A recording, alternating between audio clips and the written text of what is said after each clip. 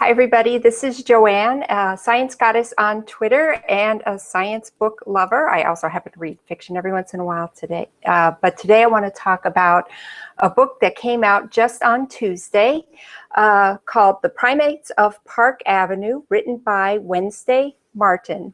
Now, this is a memoir talking about her move to the Upper East Side of Manhattan in order to procure a good school for her son, a public school spot for her son. And then it talks about her interactions with the glamorous mommies that she met up there, these women who were dressed to the nines just to go out anytime, whether it's dropping your kids off at school, and her wanting to fit in. Now, in this, it was a little bit difficult for her to want to be able to fit in.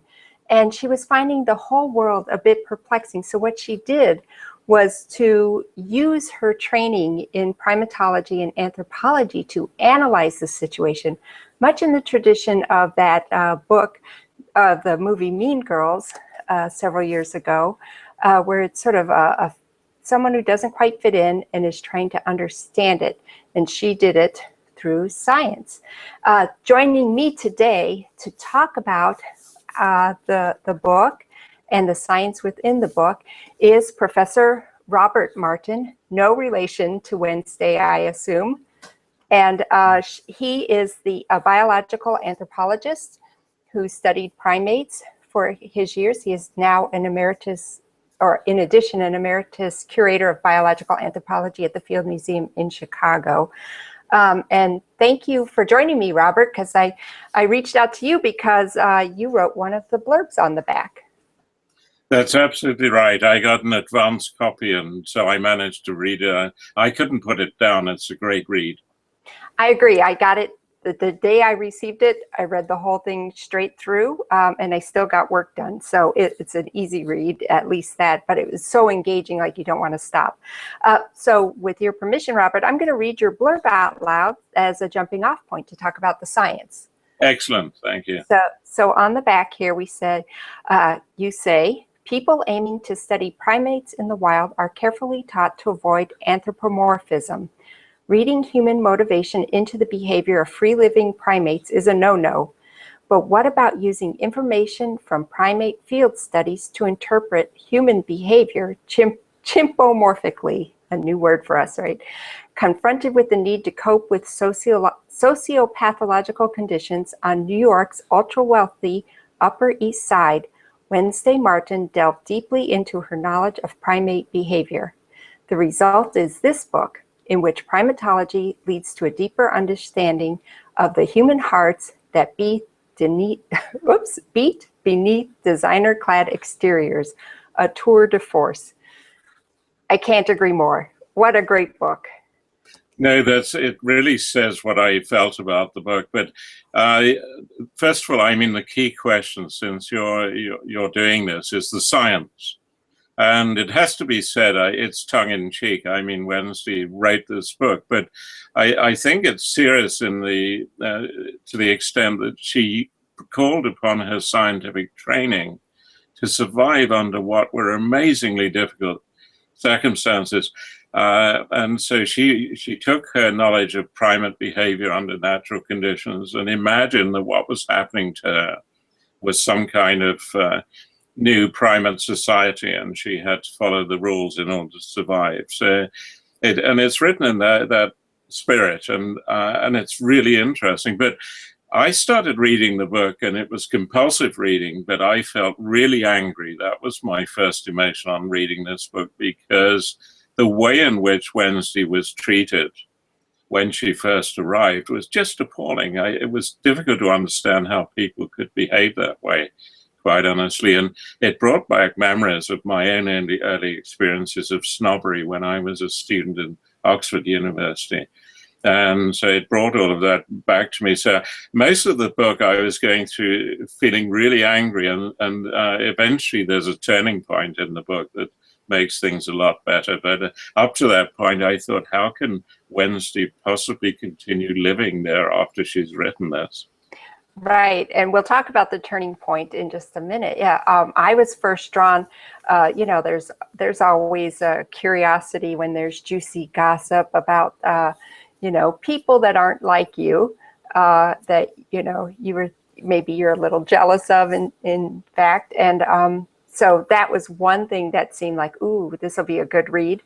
But the other was the science. Like, well, how was she going to use science to get to the bottom of everything in her thing? And so what was lovely about this book is that, you know, there are things she would say that would make me feel, you know, happy. So when you're a biologist, there are people who stand out that you admire. And these include Jane Goodall and Diane Fossey, Margaret Mead, but the list could go on and on. She's got Jared Diamond. And then, as I like to say, I sort of have a crush on Robert Sapolsky, who is funny and brilliant. And he even featured in a dream sequence in the book. And I was just like, oh, I love this. I love that she's mentioning people I really like. I think she does it, though, in such a way that people who don't know these names, it doesn't matter. It's fine, because she says, here's this person, this is what they did, and here's what they contributed to our understanding of living in societies or tribes. And, you know, I felt she did that really well. No, So, she does. I mean, it's a nice way of easing people into the science of primate studies in the field of anthropology. And it answers the question many people ask, what use is anthropology? And, you know, you can see here Wendy pulling upon all of her background and individual lectures, probably books she read and so forth, and applying it to survive. It's a great story. yeah, it is really good. And you know what? You're right. These people seemed horrible. And I was like, wow, this, you know, boy, I hope this book redeems itself here soon, and that these women aren't going to come attack her viciously at the end. Yeah, and you know, one of the neatest examples in my view is when Wednesday explains how women would charge, high status women would charge her on the sidewalk. So Right. she'd be walking along and she'd see one of these women she knew coming towards her, and that woman would deliberately walk into her path to make her move aside. And you see With this all the the time. large handbag, right? With the Birkin Birkin bag. handbag, right? But the thing is, you see this all the time without the handbag with gorillas and rhesus monkeys, where high-ranking individuals deliberately walk to others, towards others, and they move out of the way. It's a status thing, and to see it in that naked form, that you know, that people would even bother to do this, so the high-ranking woman would deliberately walk into your path to make you move aside, just to make a point. And you know, that is basic primate behavior. It was pretty interesting, and she had lots of examples like this throughout the book. You know, how to fit in, and you know, what would a lower ranking chimp do or gorilla do to earn favor with like an alpha female, right? What would they do to be able to earn this favor and be accepted into the group? So she did a marvelous job with all of this. So that being said, and before I actually, well, let's talking about the turning point in the book where we stop being so angry at these women, I do want to mention to everybody, Robert, Dr. Martin, is the author of How We Do It, The Evolution and Future of Human Reproduction, which is a fantastic book. Of course, I've read this. I don't think I read it all in one day, but when I read it, I remember thinking, everything you ever read in either a newspaper article or a women's magazine or something, you know, should men put laptops on their lap because of lower sperm count? You know, everything is explained, from, you know, sexual maturity through childbearing and giving birth, futuristic, well, not even futuristic. We see the future today, right? The fertility treatments on forward. And this is done through an evolutionary biology perspective. You know, why is it happening like this? But I think it's a great reference for everybody. So I thoroughly enjoyed this book. So from that standpoint, with Robert's background here, the turning point in the book is pretty much fits in with that. And what happened is, well, and you can further explain, but Wednesday, she has her 2 children. She gets pregnant unexpectedly, and she couldn't decide, am I going to keep it or not? Well, she decided to keep it, but her body had other plans, and she lost the baby. And so at this point, this is where we see the deep heart, the true colors of these women. They aren't as cold and callous and, conniving as they were portrayed in the beginning. Everything comes out that, their experiences and their warmth and their sympathy. So do you want to elaborate on that? I think you've summarized it very well. It was a turning point for the book, because suddenly these women who were almost inhuman in their behavior, quite honestly, suddenly you see this human side underneath. And so it completely changed my attitude towards the women concerned. Up to that point, I really thought they were awful. And then suddenly the sun came out and I could see them irradiated by the sunshine. It was great. And so it completely changes the nature of the book. And, I think that may be what saves Wednesday from being savaged by all the people she's describing in the book, because the humanity comes out. But it was a turning point for me too, because in my book, which you kindly mentioned, I kind of factually talk about miscarriage and just the basic facts. But it was really reading Wednesday's book that stimulated me to write a blog piece about it, because a survey came out recently showing that only 5% of they did a survey and about 1,000 people replied, and they believed that only 5% of pregnancies ended in miscarriage. But in fact, the figure is closer to 15 to 20%. So people think it's rarer than it is, and this because hardly anybody talks about it. And in the book, these women start talking about it once they realize that Wednesday's in really bad shape because of the bereavement she went through. And then all of this love and sympathy comes flowing out from these people who hadn't ever mentioned this before. And this is unfortunately what happens with miscarriage, is that it's almost a taboo subject. And people will sympathize and tell you stories after it's happened, but nobody is prepared for it to happen. And everybody thinks it's rare. It isn't. And one of the things I did for my book, I had to really work hard to find the publications for this. But what they're talking about in the survey that I mentioned is clinically recognizable miscarriage that people actually notice. But in early pregnancy, you don't even know you're pregnant necessarily unless you have a test. And it turns out that pregnancy losses are incredibly heavy early on.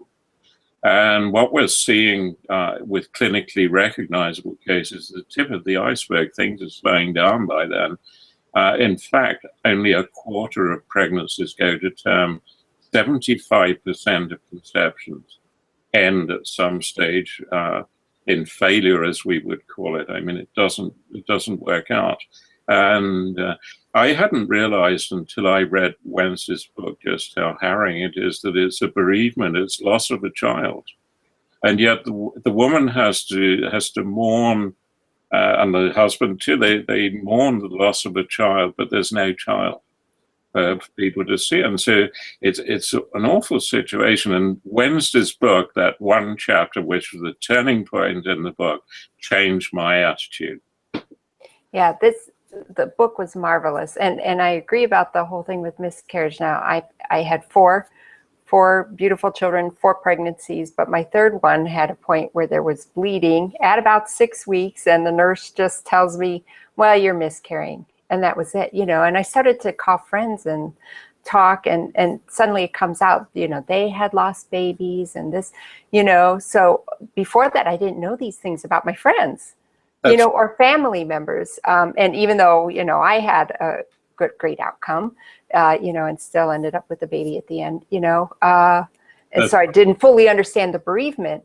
I didn't know Yeah. Nobody talks about it. It was a close call, and in Yes. fact, it's very common. People need to know this, and we need to get this out there and people talking about it. Exactly the same way as with postpartum blues and postnatal depression.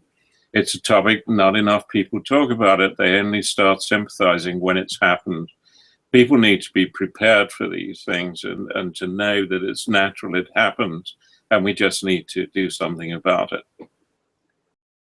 So I think, you know, we've got a lot of good lessons just from one book, an easy to read, engaging book with surprises at the end.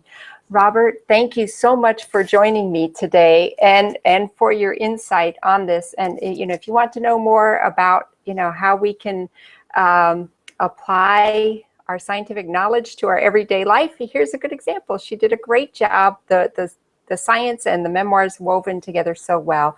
And then the important message about, you know, miscarriage and what that means for women is in there too. So thank you so much.